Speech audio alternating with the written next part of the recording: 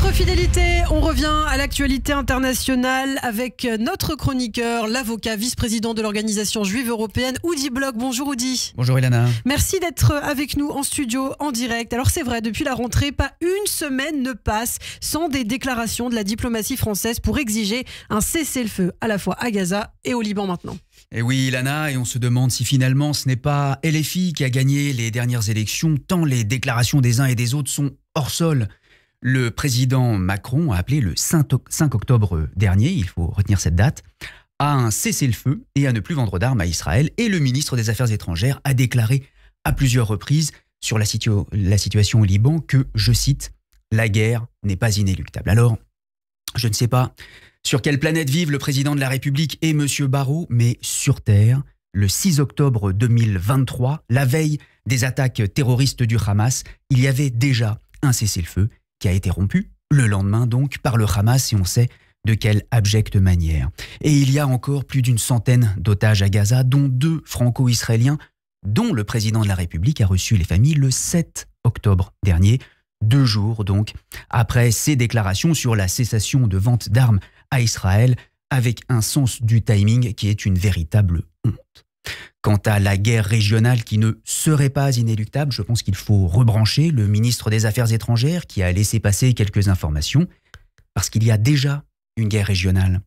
Depuis le 8 octobre 2023, depuis que le Hezbollah a commencé à tirer des roquettes, des missiles et des drones sur la Galilée, avant même la riposte d'Israël aux attaques du Hamas, forçant 86 000 Israéliens à quitter leur domicile. Il y a déjà une guerre régionale depuis que les milices chiites à la solde de l'Iran, au Yémen, en Irak, en Syrie, tirent des roquettes et des drones sur Israël. Enfin, et bien sûr, il y a déjà une guerre régionale depuis que l'Iran a tiré sur Israël des centaines de missiles en avril 2024 et encore le 1er octobre dernier. Mais plus que ça, en réalité, il y a une guerre régionale depuis que l'Iran a créé le Hezbollah en 1982, le finance à hauteur de plusieurs centaines de millions de dollars chaque année et lui fournit armes et matériel depuis plus de 40 ans, dans le seul objectif, avoué, revendiqué, porté à la boutonnière comme un brevet de vertu, la destruction d'Israël et du peuple juif. Alors Emmanuel Macron s'est également illustré ou dit en disant en Conseil des ministres mi-octobre à huis clos qu'Israël aurait été créé par une décision de l'ONU. Puis tout récemment, il a accusé Israël de semer la barbarie. Oui, alors sur la création d'Israël par l'ONU devant un tel vide culturel, le président Macron a ensuite affirmé que ses propos avaient été déformés.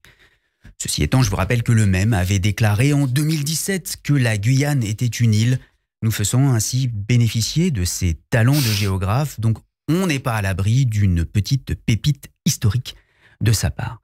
La réalité, c'est que ça fait des semaines que le président Macron abîme lui-même sa crédibilité avec des déclarations ineptes à destination du Sud global lors du sommet sur la francophonie ou directement à destination du Hezbollah dans l'espoir, sait-on jamais, de décrocher des marchés pour la reconstruction des zones touchées au Liban ou à Gaza. Et sa dernière saillie sur Israël et la barbarie est tellement outrancière qu'elle aurait pu être faite par Dominique de Villepin. Mais la barbarie, c'est pas les bombardements ciblés de Tsahal, même si involontairement ils font des victimes civiles, personne ne le conteste.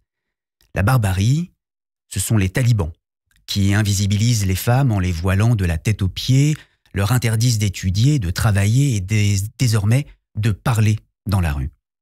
La barbarie, c'est l'esclavage sexuel de Daesh contre les Yézidis. Je rappelle que l'une d'entre elles, ramenée par un Palestinien de Daesh à Gaza, a été libérée après 10 ans dans cet enfer par l'armée israélienne. La barbarie, c'est le traitement des manifestantes iraniennes par la police des mœurs des Mollahs. Elles sont arrêtées et violées avant d'être exécutées, violées pour qu'elles soient souillées et qu'elles n'aillent pas au paradis. La barbarie, c'est le traitement des homosexuels à Gaza, jetés du haut des toits ou traînés au sol derrière un pick-up. La barbarie, enfin, c'est l'abjection du Hamas le 7 octobre 2023, des travailleurs thaïlandais des kibboutz décapités avec une bêche, les femmes et les enfants violés avant d'être assassinés. Ce sont les seins des Israéliennes découpés à la hache, des couteaux plantés et des balles tirées dans les vagins des femmes qu'on vient de violer. Ce sont des familles entières brûlées vives dont on n'arrive pas à séparer les corps tant ils se sont enchevêtrés en se consumant. Ce sont les otages, hommes et femmes, qu'on viole quotidiennement dans les tunnels du Hamas encore aujourd'hui. La barbarie, c'est le Hezbollah qui s'apprêtait à faire la même chose puissance 10. C'est ça, la barbarie, Monsieur le Président. Merci beaucoup, Oudi Bloch, pour ces mots forts et nécessaires ce matin sur Radio J. Une réponse au chef de l'État. Merci, Oudi. On vous retrouve très bientôt sur Radio J en podcast sur notre site internet radioj.fr et en vidéo sur notre chaîne YouTube. Ne bougez pas, tout de suite, c'est le Zoom Israël avec Pascal Sunshine.